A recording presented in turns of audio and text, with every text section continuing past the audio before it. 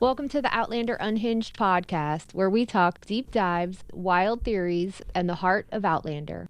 I'm Doreen. I'm Liz. I'm Jenny. And I'm Katie. Grab your snacks, Sassenachs. It's time to talk about Outlander.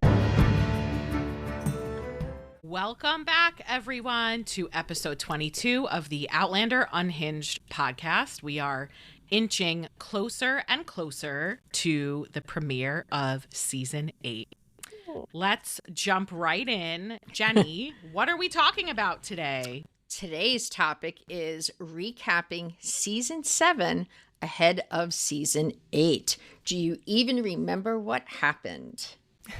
I don't. Ooh, Somewhat. Somewhat, honestly. I can't believe there's only 2 weeks left until the season 8 premiere, and then Outlander's over forever. That's wild business to me. Yes, agreed. It like is not Jenny, over forever. Definitely not. well, let's just pretend. There's a movie coming. Like Jenny said, we're just going to recap the last season for everyone to just kind of get a grip on where we're at. I'm probably going to suck at this. I don't have a really good recollection of the show the way that they do, so give me some grace today. Same. Jenny, you tackle the bane of my existence first, which Yes. is the Faith cliffhanger. Faith. Oh, I hate it. You know, starting out when this showed up, I was not opposed to the storyline. We've talked about this before because it was an idea branched off from Diana. It was supposed to be a graphic novel. It didn't work out, but the showrunners said, hey, let's throw that in there. We also had Blood of My Blood coming, and they were trying hard to connect those two shows. That's for a whole nother episode. So we'll just talk about Faith. So we see Claire healing after she's been shot at the church in, what town was it? In New Jersey. Monmouth. Okay. Battle of Monmouth, everyone. I was gonna call it Manalapan. There's another church That's a place nearby. in Florida. Is it really? Oh, cool.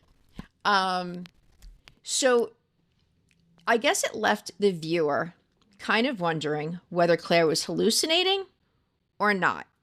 My personal belief is they were in a bubble and he was having a conversation with her. I do think that Master Raymond visited her, but I think it left Claire uneasy and maybe misunderstood perhaps what his message was. So when they gather up all their stuff and they're on their way to go back south to the ridge, Claire hears Fanny singing by the seaside in the church. And obviously she has a visceral reaction, goes in there like, where the hell did you find this song? Oh my God.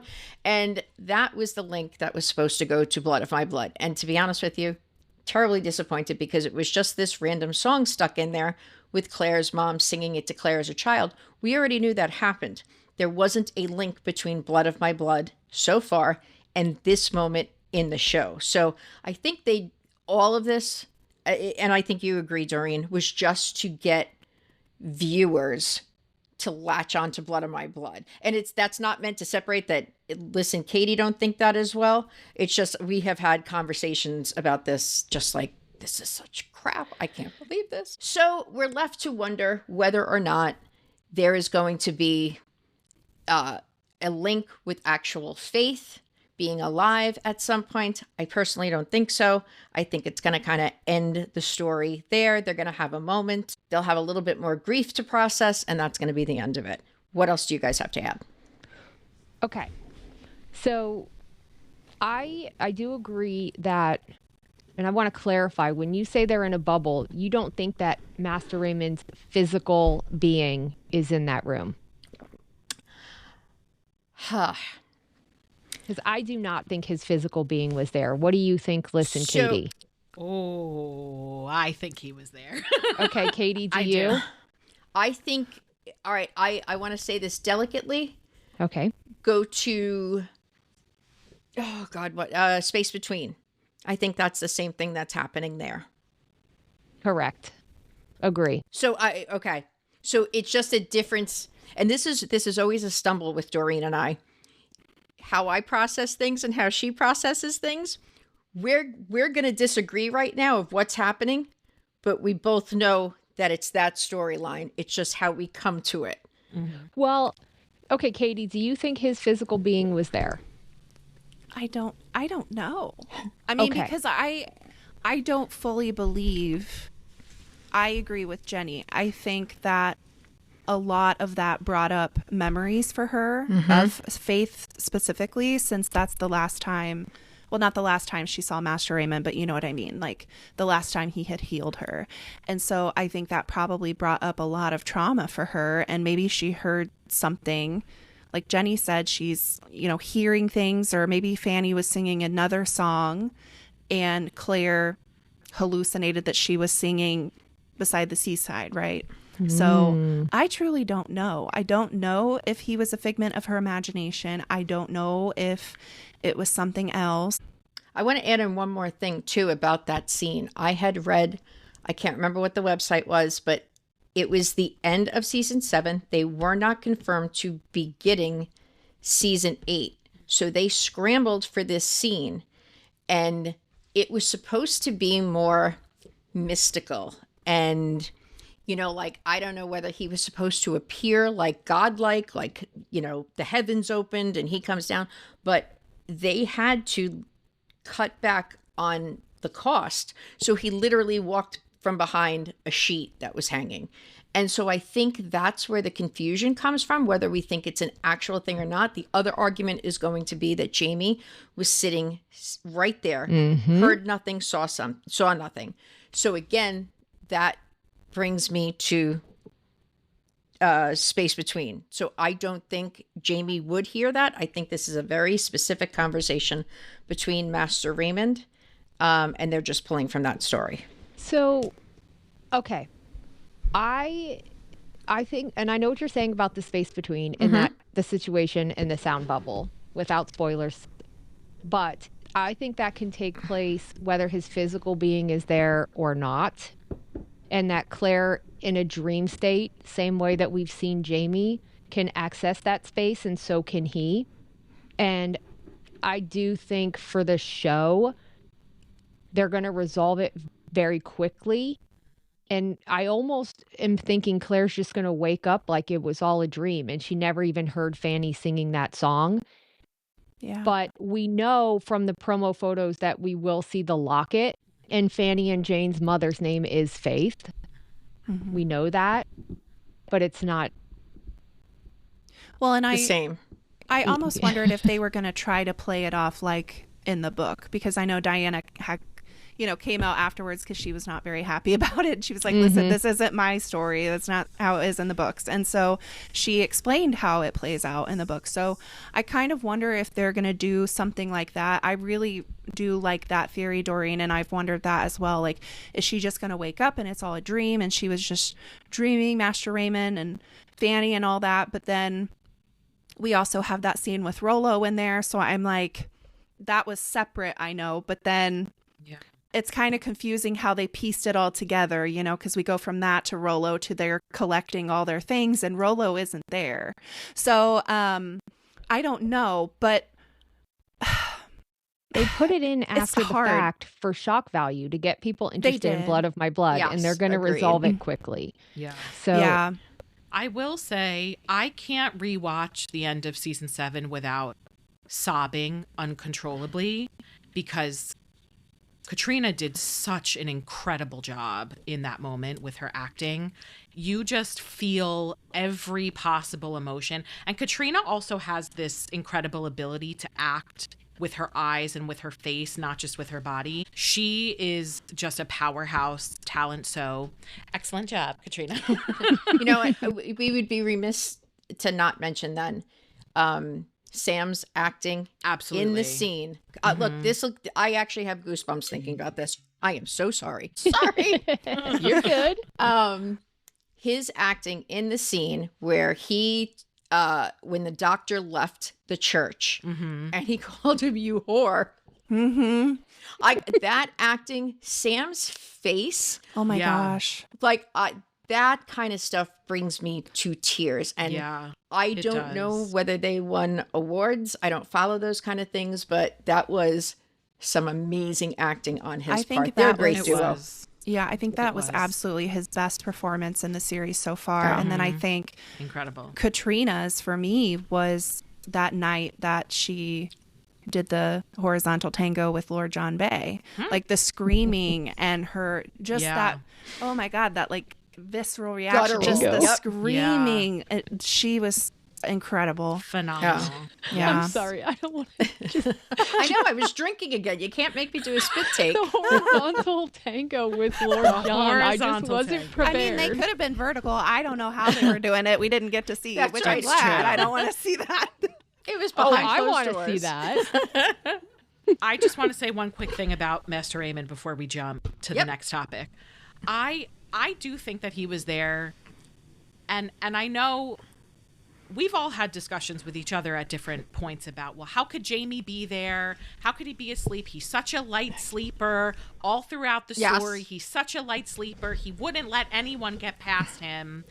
I do think that Master Aemon was there, and I think he either cloaked, masked where he was, or he literally took Claire to the space between and just projected where she was around her to not disturb her in a dream state, kind of what Doreen was saying before. That's always been my thought, that he was really there. The images that we see in Katrina's mind when he's holding Claire's hand, I do think that he played a part in healing her. That's part of why I think he visited to really heal her. And the images that we see are very reminiscent of Faith and when he was healing her at that time. And we get flashbacks and memories and all of those things. So that's part of why I think he was there. But we don't really know. I agree. We're not really sure. Well, I'm excited for it. Speaking of the horizontal tango, Yes. Katie, do you just want to talk about Lord John since we're on the topic? I always want to talk about Lord John. I mean, You were looking at her like we were on the Brady Bunch. You're like, hey, Katie, how are you? Hey, Katie. okay, so I mean, Lord John has a lot this season. He really goes through it. My poor man's. I mean, very early in the season, we get the Lord John and Jaime breakup, right? Where Jaime doesn't really end the friendship, but kind of severs that connection because he doesn't want to endanger Lord John. And that's just, I mean, I still cry at that scene. And then, of course, like I think the big one when Jaime is presumed dead after the shipwreck, he's grieving, right? Like he loves Jaime so deeply. And then he also wants to be there for Claire because he knows that's what Jaime would want. And so when she's suspected of being a spy, they have a warrant out for her arrest. And so his solution is to marry her, which it's really the only solution that would have saved her. So, they get married. They're mourning him separately. That breaks my heart every time, like him sitting there with the chessboard, with the chess piece. It's just, oh my God, it's so sad. So, then he goes upstairs and says, I will not mourn him alone tonight. And they do what they do. It's so funny. Yeah. So then, of course, it's Outlander. Jamie's not dead. And everything kind of explodes when he comes back because Lord John is nothing if he's not honest and loyal. So he tells him the truth. I've had carnal knowledge of your wife. It's like that. I know. Lord John. But I mean, Jaime kind of provokes him in a way. He's not doing it on purpose, but he's just like, why would my wife be with you? Like, yeah, right. Good one. And that pisses Lord John off because he's like, hey, I've been married. I can sleep with women too. Right. Like, so he says what he says and it's not okay. And Jaime beats him within an inch of his life. Right. And then he ends up turning, the Continental soldiers end up coming along and Jaime's like, take him. So then he's held prisoner and, thankfully Denny is there and Denny's able to help him escape. But it's not over because William is now kidnapped. And so he has to go rescue William. So he just really goes through it. He really goes through it this season. And My poor guy. Hopefully, and I don't think, unfortunately, it's going to get any better for him next season either. I just want to see him happy. I do. Do you think Lord John went up there with the intent to sleep with her, or is it something that just happened? I personally think it's something that just happened. I do don't think too. he had that intent. I do too. But, Jamie wasn't wrong in the fact when he said Claire, she's a very sexual person. That's how she heals in a lot of ways. So I think for her, it was, she was the one kind of grabbing him. I don't know how it plays out in the book or if it's explained, but like in the show, like she was the one kind of like taking off his shirt and, so I don't know. I definitely don't think it was planned. All right. Poor Lord John. I think we really got to see the depths of the love and heartbreak that Lord John has for Jamie. We know that Lord John is in love with Jamie. We've known that for quite some time now. Mm-hmm. But the thought of Jamie being dead and never coming back and Lord John never seeing him again, I think that extent of grief and the feeling of loss in that way, we really had a window of insight into just how devastated and heartbroken Lord John was over that kind of loss. And to see him like that, of course, was incredibly heartbreaking. And to see Lord John and Claire like that together was just beyond any words that could be used. It was awful to see them that way, but we really got to understand the depth of Lord John's love for Jamie because of the amount of grief, right? Yeah. Grief is just somewhere where love can't exist anymore. There's some kind of saying like that. Yeah. Grief is just love with nowhere to go, right? Yep. So we really got to see that for him. And, I agree. And understand what Jamie means to him. Mm-hmm. And he's kind of accepted where they are. Yeah. He can never have Jamie, so he's mourning what he did have with him, While I agree with all of that, I have a very different take. Oh, no. Spill. And I don't know if it's because I read the books and this is much more in depth in the book and there's more, but I don't know. My first instinct when my husband or my best friend dies is not to sleep with another person. Just not my first instinct. I don't know. That's why I asked. I don't know whether that's something that was premeditated or does it just happen? It doesn't matter if it was premeditated or not. I agree with you. I don't think it was. Yeah. Claire, I can see because, again, she uses her body to heal, and I think it's an instinct for her. I still don't think it's right. But Lord John, it was the first time I really had a very different opinion of him because he slept with her because that was the closest he was ever going to get to be to Jamie. And that creeped me out. I thought it was disgusting. Again, that's where the poisonous mushroom comes from. He's not a poisonous mushroom. With that again. Come on. But the whole point of that was that he is overly involved in their life, and it's unhinged. Well, your literal explanation was Lord John Grey inserts himself in places he doesn't belong. Yeah. But we also have to say it's creepy of Claire because she was doing the same thing. She was pretending he was Jamie, right? Sure. So it's creepy on both ends. I totally agree. And I think, that morning after, they were both like, what the hell we do? They were both heavily intoxicated too. So, that messes up with your rational thinking. That's why I will say the book is even worse, and then we can move on. Do you think, I was just thinking when they realized Jamie was alive, it brought me back to the beginning, and this isn't spoiler, this doesn't happen in the book, and this is why I'm asking. If you had been Roger pulling up all of this information, why didn't he search completely to get a death date? Wait, what do you mean?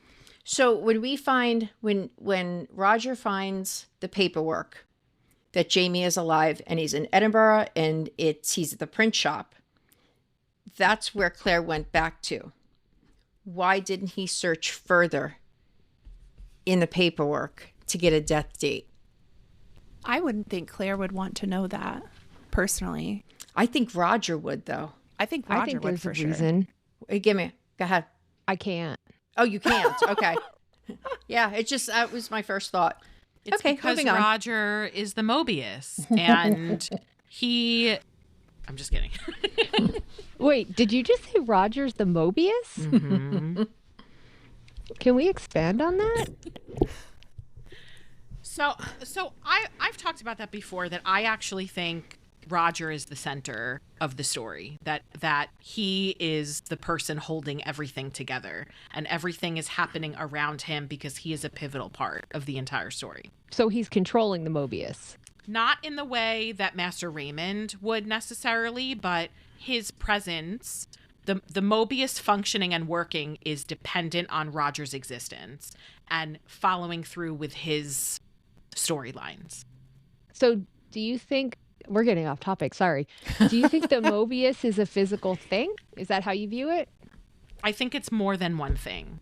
I think it could be a physical, tangible thing, and I think it could be a figurative thing. It could be scientific. It could be time. I think it's more than one thing. Like, the space between, to me, is also more than one thing. This is a good episode for the future. Okay. Oh, noted. I just view the Mobius as a timeline. Okay. Because That's what I thought too. That's the scientific definition of it. Like, that's what it is. Mm-hmm. But Okay, I things gotta are not process- always what they seem. Especially not in Outlander. And especially not with Roger. Did I stump Doreen You again? fried- Maybe you I fried did. I Doreen's think I But, did. but I'm just trying to figure out how the Mobius is what they're all, the timeline that they're all traveling on in their parallel timelines up and down. So how would they be traveling on Roger? I'm Well, trying I to would figure. like to be traveling on Roger, but that's not what's happening. We'll save it for another episode. Okay. Cool. All right, and that's you, Liz. Jamie. Okay. Oh yeah, my brain is fried right now. Okay. Short circuiting. Oh my gosh. So the next topic is Jamie Fraser and his status with the Army. And I have been so excited to watch this part of the story unfold in season 7, because you guys know I am such a nerd for the Revolutionary War. And I do think that there's something to be said for everything that unfolds with Jamie in the Continental Army, the Rebel Army. Is he basically just shifted all of that over to America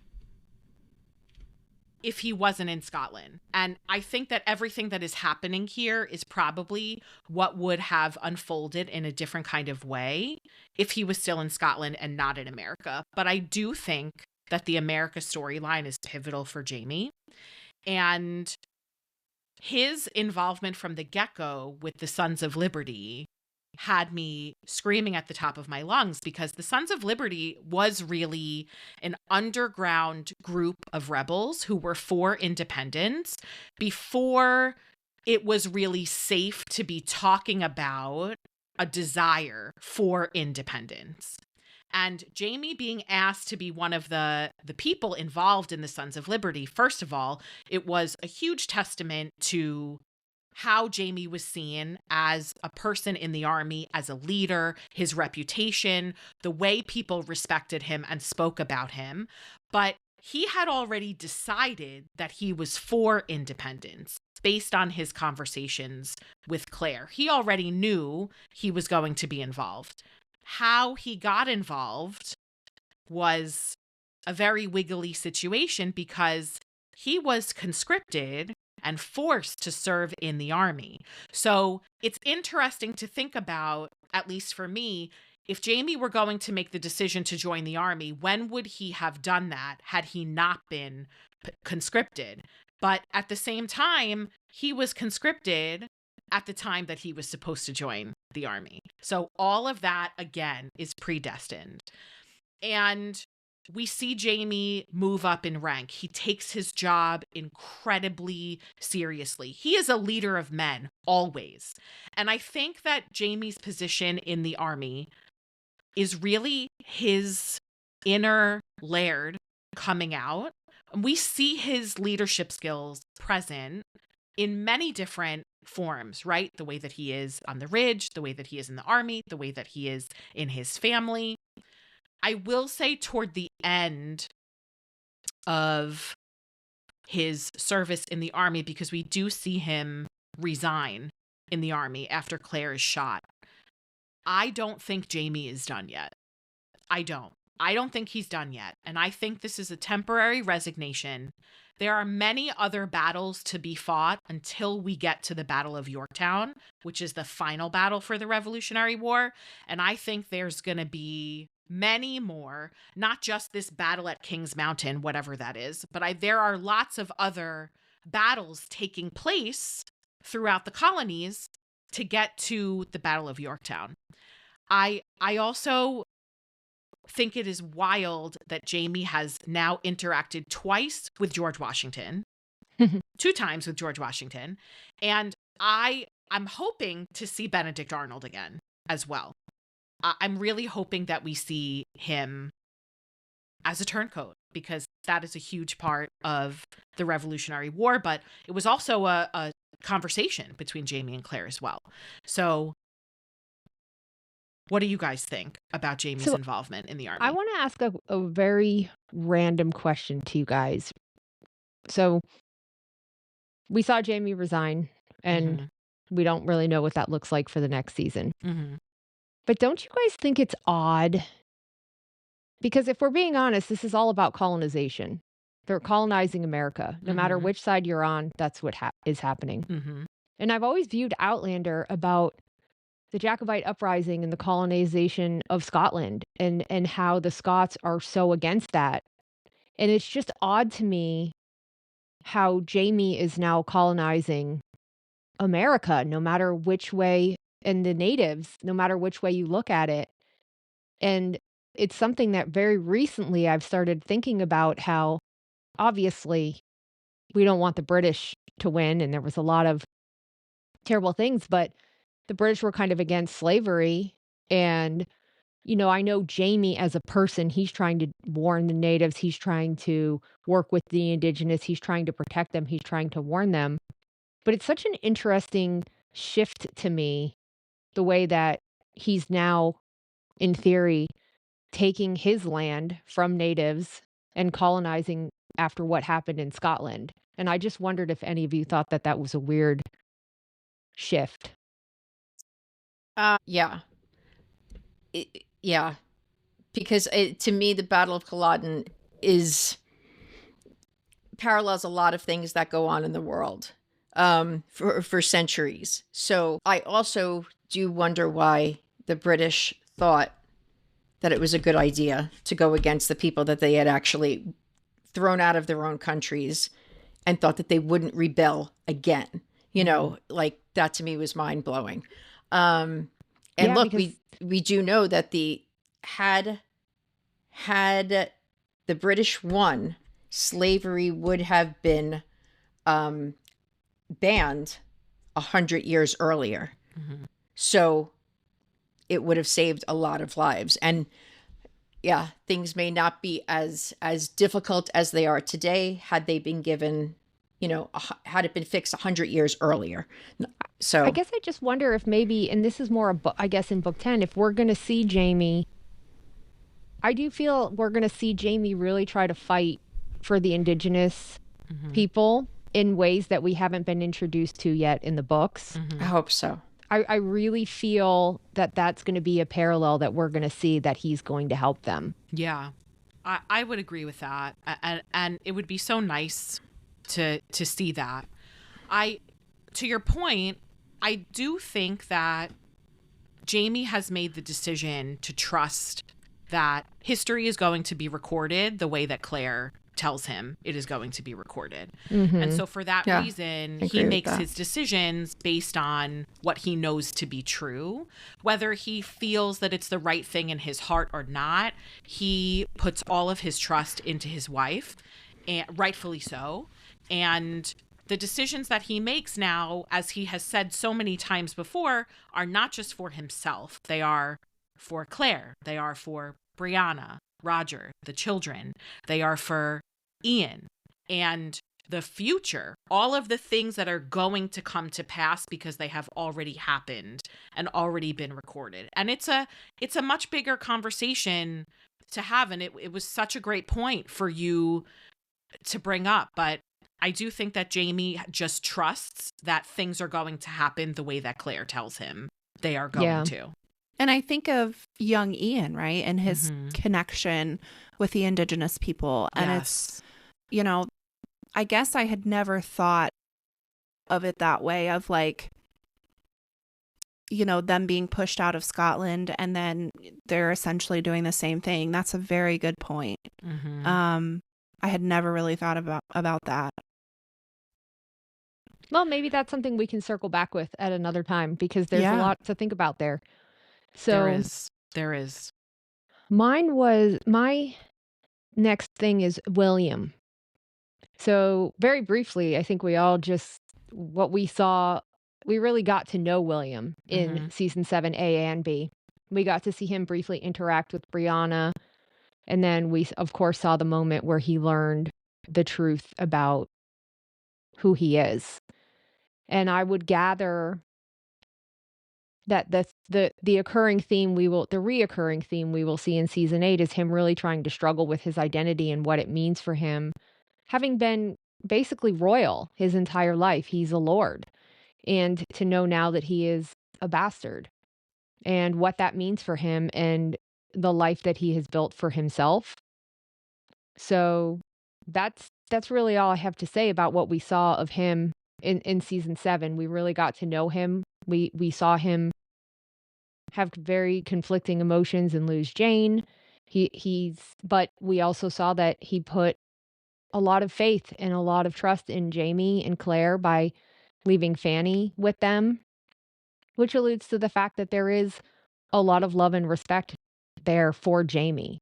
And he doesn't know, he's wrestling with a lot of big feelings. And I would assume that in season 8, without giving spoilers, we will definitely see a lot of growth and a lot of just William becoming a part of the Fraser family in a lot of different ways, and hopefully see him repairing his relationship with Lord John as well. So that's really all I have to say about that. There was a new scene dropped. Did you I see saw that? it. I Yes. did. That was, Yes. look, I think it leads us to think that perhaps William is going to turncoat, and as a way to get out of his lordship, because treason is the only way he can give up being the 9th Earl of Ellesmere. Mhm. So I'll be interested to see if that happens. Yeah, and he's Jamie's son. He's right? bound to be a man of honor. Mm-hmm. He is not going to take on being the Earl of something if that's not what he is. Right. Mm-hmm. He will not. And I believe that. I do think we are going to see a lot of character changes for him, taking on Jamie's identity and letting go of Lord John's. And that's going to be a huge shift. But you can see even the way he's dressed in the promos, he's got a jacket on just like Jamie. So there is a reason for that. That's a big important jacket. After it I'm so airs, go excited. watch my video on the jacket so you guys know what it really is. Like and swipe. I can swipe, baby. Yeah, so I'm really excited, and we've told you guys this before. We don't have an ending to this season. We can guess all we want, Right. but considering what happened in Blood of My Blood, this could go any direction. So I know I've said it before, but I really hope that in season 8 we see William take some time to figure out who he is, who he wants to be, maybe go on some adventures on his own, but really decide for himself the narrative that he's going to create about his life and not go by any of the things that have been told to him or any of the things that have happened to him, but that he really decides who he wants to be and how he wants to move forward in his life. Yeah. Yeah, because he doesn't have to be Jamie or Lord John. He's Right. his own person, and he just needs to find out who that is. Yeah. Well, I think once you realize like how much they're making William look like Jamie, that would be a moment in your life that you're like, how did I not see this? Like, this is a mirror image here. So Yeah. I'm excited for that. I'm excited for that. Cool. Jenny, you're going to talk about Ian and Rachel. I ship them so much. I love Liz them. is more than welcome to talk about Ian and Rachel All right, if she Liz, likes. go ahead. You take it then. Okay. Seriously, I'll take Buck. It's okay. I'm not giving up Big Daddy Buck, but I'll share him. Okay. Well, I mean, we all watch the show, so we kind of know their storyline, right? That I do think that after what Ian experienced with Emily with the Mohawk, that really, he was down bad in a really terrible way. He thought it was him. He thought he was the problem. There was something wrong with him. And I think he really didn't know what a relationship or love or family outside of the family that he already had would look like for him until he met Rachel. And I do think that Rachel is very good for him. But I also think that Ian is good for Rachel because I think that they both give each other something that they never had before. I just love their relationship. Yeah.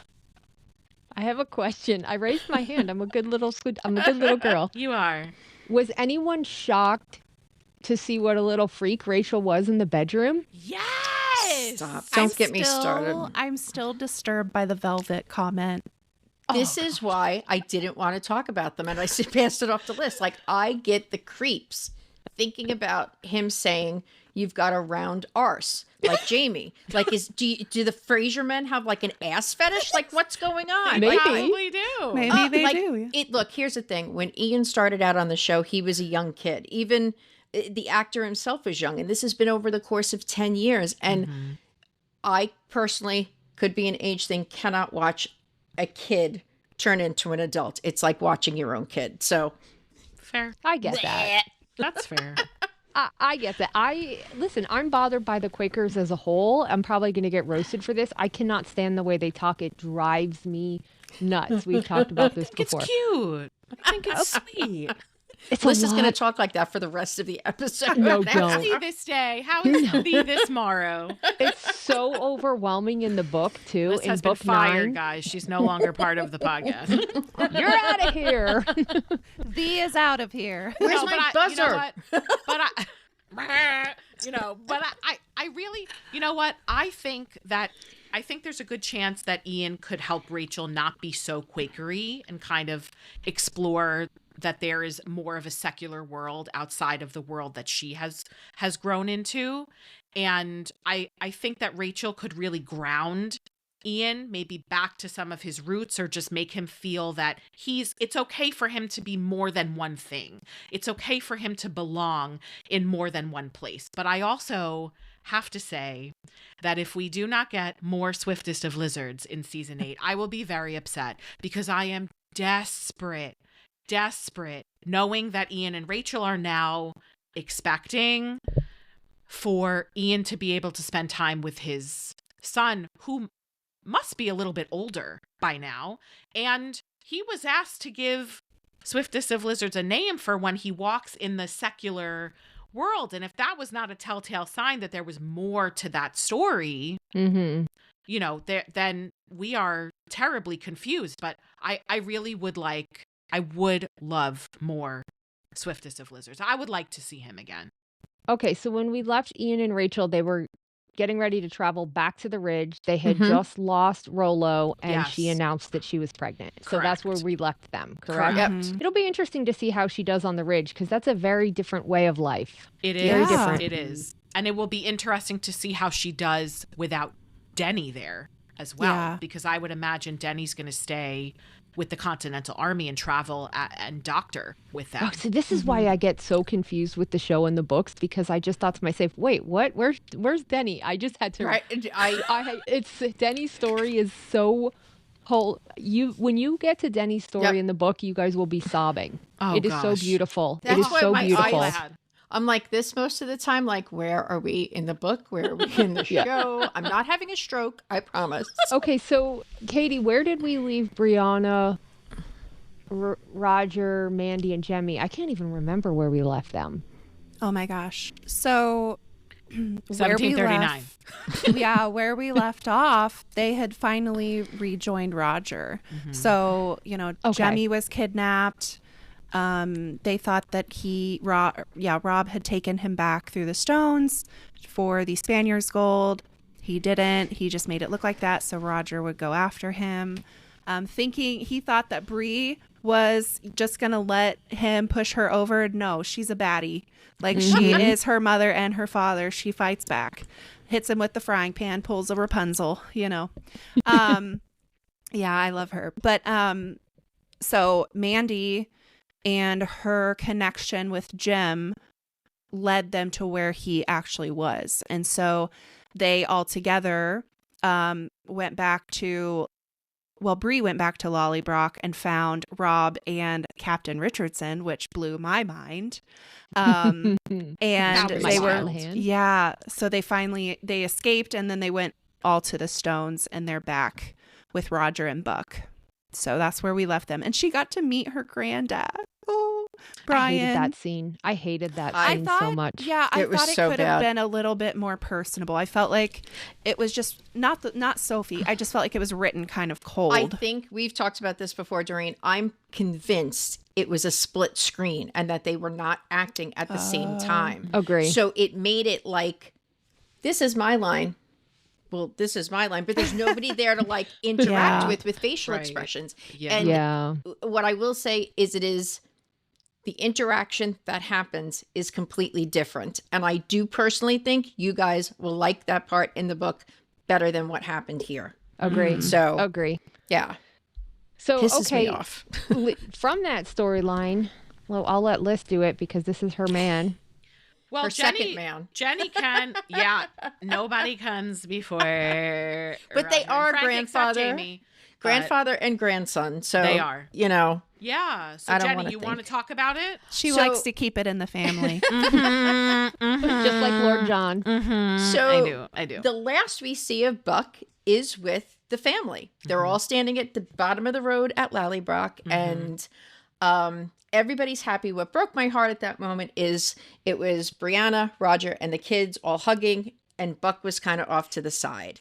And it is different in the books how they all reunite, but we still don't have an ending to what happens to Buck. We do know that obviously he's got a heart condition at this point, and there's lots of theories on what's causing that. We won't go into that, but we don't have an ending for Buck. And in the books, you guys know this as well, we don't have an ending there either. So I do think he's coming back for this season, isn't he? Is he on the roster? Yeah. He's on the roster. So it's going to be incredibly interesting, and it will be all new to find out where he goes. Yeah. So anything else you'd like to add about your baddie's granddad? I think that one of my favorite storylines with Buck actually was it filters into a leaf on the Wind of All Hallows when Buck is there with Roger McDaddy and Roger McDaddy's daddy, Jerry Mackenzie. That was a mouthful. There's a lot of daddies. That was a mouthful. His daddy, and his granddaddy. That's right. That's right. And I think that we started to see a side of Buck come to the surface that we really didn't know existed, because the first time we met him was in a previous season where he was the reason Roger was hanged in the first place.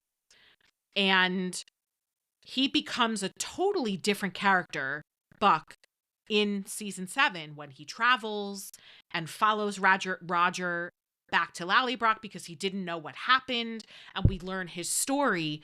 There's such a soft side to Buck, and I was really sad to learn the story of him making the decision not to go back to Morag, not to go back to his wife and his children, because he felt like he had demeaned his wife or ruined her chance at real love in some way. And so let her just be, and I will figure out where I'm going to go. But dude, you're in 1739 and you were born in 1743. So what are you going to do? Because you're getting real close to your birth date. And I wonder if his heart condition has to do with being close to his date of birth, but also if it's just a signal of here's the family line and it's a hereditary thing. I feel like it's too early to decide that, but I really did love his story, and I love that they softened Buck in season 7, and they really gave him a personality. They really gave him a storyline,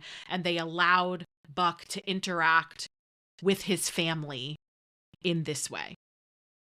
Yeah. Him on the couch with the kids will always be so cute to me. So sweet. So sweet. But I really hope, and I know this isn't in the books, we don't have, but I hope that, because we know that Morag can travel too, because he said that they all heard the buzzing, but he was the one that went to check it out. Yes. So I'm hoping that her and the children will meet him there, travel to him, and maybe they can all go somewhere together. That's my hope. Okay. Interesting. I don't have anything else to add because I'm just scared of messing something up. But Katie mentioned this briefly. And I don't know how many people caught this, but when Brianna went back to Lallybroch and Rob Cameron was there, so was his friend and counterpart who was working with the Scottish nationalists, who went by the name of Mike Callahan. And a lot of people probably didn't catch it, but he's also Captain Ezekiel Richardson, who is in the past. He's a time traveler. So that character has an extremely critical role to play during this timeline of the books. So for anyone who did not pick up on him, what we saw of him last season was him being at Lallybroch, part of the Scottish nationalists, working with Rob Cameron. Then we saw him in the past confessing to Claire that he was a turncoat, trying to get information about Lord John and Lord John's family. And that's very critical to the storyline coming forward. So anyone who didn't catch any of that, maybe go back and watch it, because it's very instrumental to understanding the storyline that's coming.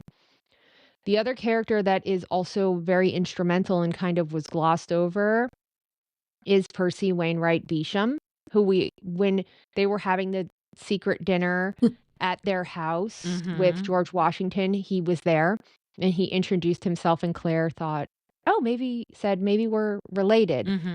That's very significant.